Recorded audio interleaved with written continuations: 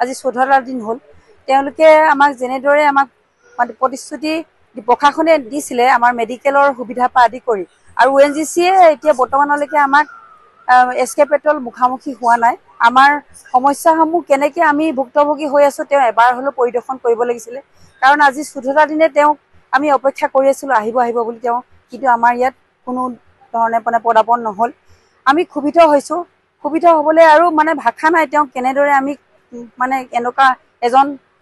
মানে কিহৰ লগত তুলনা কৰিম ভাবিব পৰা নাই মানৱ নহয় তেওঁ এজন দানৱৰ লগত আমি তুলনা কৰিবলৈ বাধ্য হৈছোঁ কাৰণ যিয়ে নহওক মানুহখিনি কেনেদৰে আছে আৰু এটা মোক কথা এই চেনেলৰ যোগেদি ক'ব বিচাৰিছোঁ আমাৰ ONGC কৰ্তৃপক্ষক আমি ক'ব বিচাৰিছোঁ বিশেষকৈ আমাৰ এৰিয়াটো তেওঁলোকে প্ৰদূষণ মুক্ত বুলি কৈছিলে এটা এৰিয়া বান্ধি দিছিলে কিন্তু আমি যি ভুক্তভোগী হৈছোঁ আমি প্ৰত্যেক মানুহে অনুভৱ কৰিছোঁ মূৰৰ বিষ মানে প্ৰত্যেকৰে মাত বহি গৈছে ডিঙিটো শুকাই যোৱা এই সমস্যাটো প্ৰায় মানে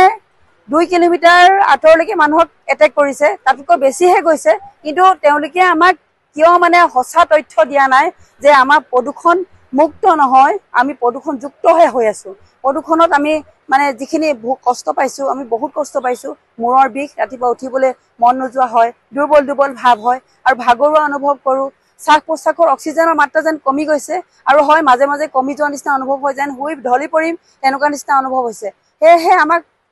সম্পূৰ্ণ ভাল তথ্য দিয়ক শুদ্ধ তথ্য দিয়ক আৰু প্ৰদূষণে কিয় মানে ONGCক তেওঁ আমি জনামতে জানিবলৈ পাইছোঁ তেওঁলোকক কিয় জবাববিহীন কৰিব বিচাৰিছে ONGCক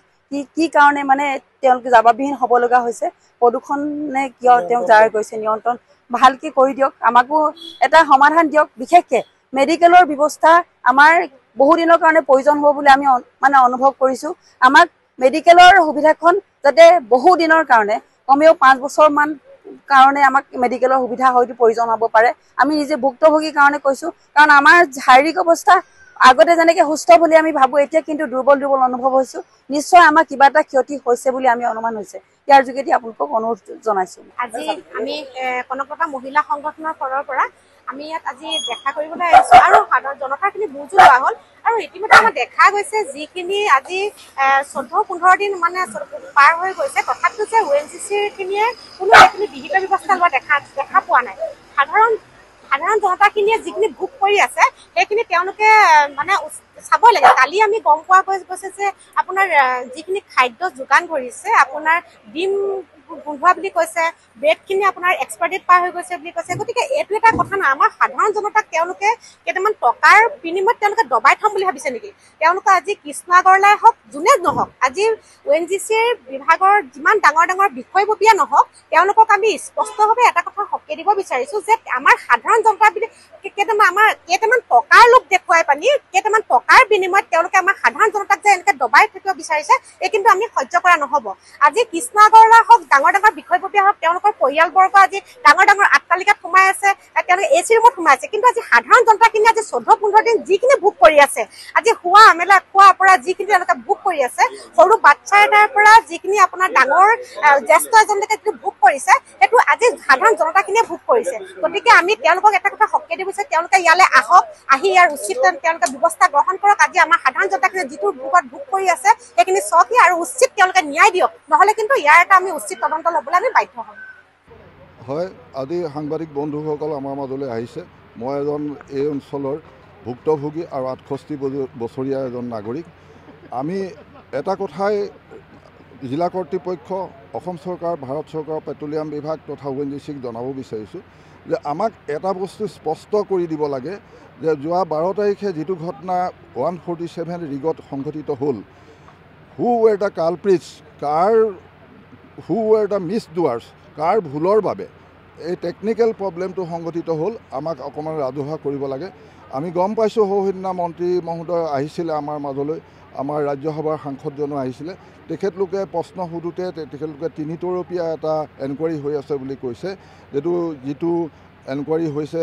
ONGCৰ ভিতৰৰ পৰা গতিকে আমি আশ্বস্ত হ'ব পৰা নাই কিয়নো ONGCয়ে এতিয়ালৈকে প্ৰকাশ কৰা নাই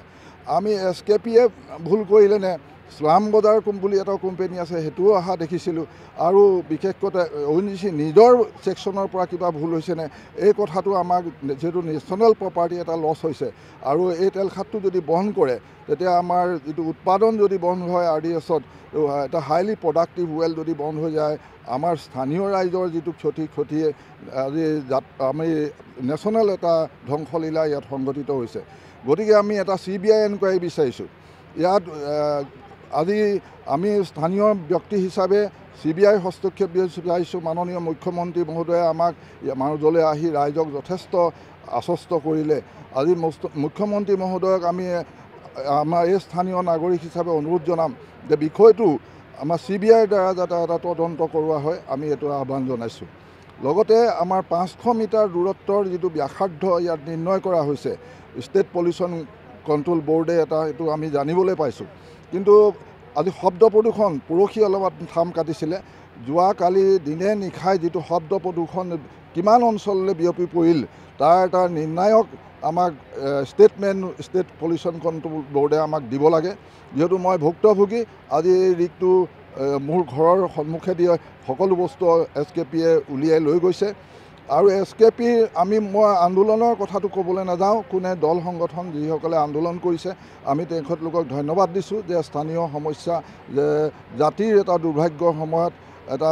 দেশখনৰ এটা দুৰ্ভাগ্যৰ পৰিস্থিতিত আপোনালোকে মাত মাতিছে। কিন্তু আপোনালোকক আমি স্থানীয়ভাৱে ইয়ালৈ আহিবলৈ নিমন্ত্ৰণ জনাইছোঁ যে প্ৰতিদিনে কি হৈ আছে আপোনালোকৰ আমাৰ জাতীয় দল সংগঠনকেইটাই অন্ততঃ বুজ লৈ ইয়াত কিবা ক'ব লগা আছে যদি আমি স্থানীয় ৰাইজ আশ্বস্ত হ'ব পৰাকৈ আপোনালোকে ইয়াত বক্তব্য ৰাখিলে আমি যথেষ্ট